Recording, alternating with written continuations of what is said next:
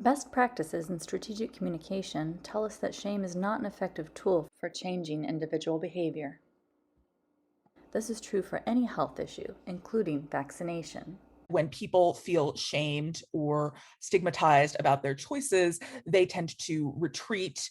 They tend to become defensive. They stop asking questions. They close themselves off to new information. So you can clearly see how, in the context of immunizations, shame would be very problematic. Parents who feel that they are being shamed or branded as anti-vaxxers just for asking questions about medical treatments for their child might become very, very defensive, might retreat further into distrust and dislike of the medical community and vaccinations. I think establishing trust and a rapport is critical to communicating effectively about vaccines and why they matter. That begins with our messages and our willingness to listen. So language is a really important consideration.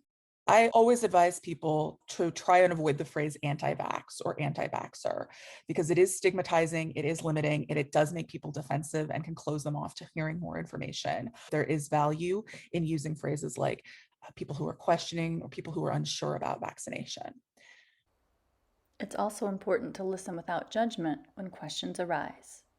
We talk about meeting people where they are. Well, we really have to be in there with people to do that. It is completely normal and valid and right to have questions, especially about something that's going into your body or the body of somebody that you love. I would caution people who are trying to communicate about vaccines, I would caution them against pretending that misinformation doesn't exist. So, put another way, I think we just need to acknowledge that there's a lot of information out there. We need to make people feel comfortable and heard in having questions about it.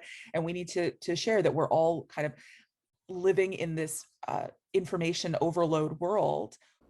In an op-ed for the Cincinnati Enquirer, two co-founders of a community engagement startup emphasized the importance of listening directly to community residents' concerns. They held 6 focus groups in Ohio, quote, to identify strategies to encourage more people to feel comfortable receiving the vaccine. Their top lessons included acknowledging hesitancy with respect, focusing on how vaccination keeps vulnerable people safe, and using relatable local messengers. There are some people who perhaps will never be moved on vaccinations, but there are many people who are just questioning, who just want to know a little bit more, who just need a little bit of reassurance. I think it's important that we focus on people who maybe are questioning, but can be moved, who can, with additional information, with additional space to ask questions, with authentic messengers that they can relate to, might well be moved to embrace vaccines and to embrace being immunized.